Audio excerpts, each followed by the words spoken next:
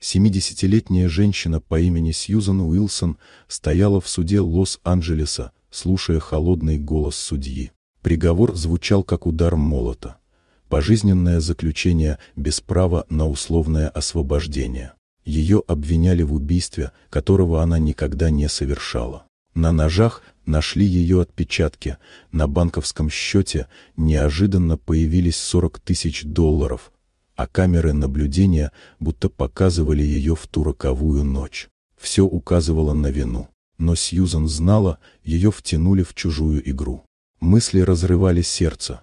Она больше не увидит свой маленький двор, не почувствует запах жасмина весенними вечерами, не услышит, как по соседству дети гоняют мяч. Судебный пристав уже приблизился с наручниками, когда двери зала распахнулись, и 3 мужчин вошли внутрь.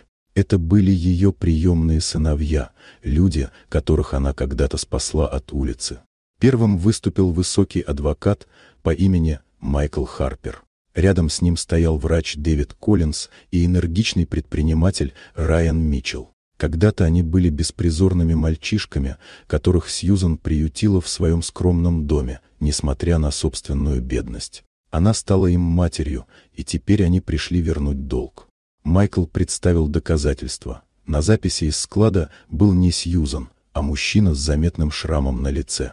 Его звали Ричард Стентон, бывший компаньон убитого, которого считали мертвым более 10 лет. Именно он перевел деньги на счет Сьюзан и подбросил нож через подкупленного охранника. Под давлением правды свидетели перестали молчать.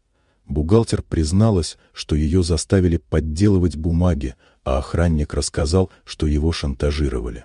Судья приостановил исполнение приговора. Спустя месяц Ричард Стентон оказался за решеткой, его обвинили в убийстве и фальсификации улик.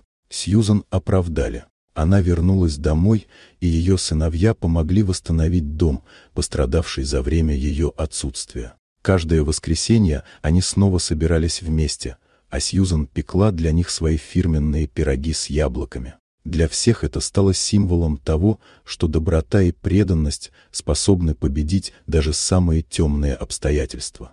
Вот такая удивительная история. Дорогие друзья, если вам понравилось видео, поставьте лайк, а также подписывайтесь на канал, впереди еще много интересного.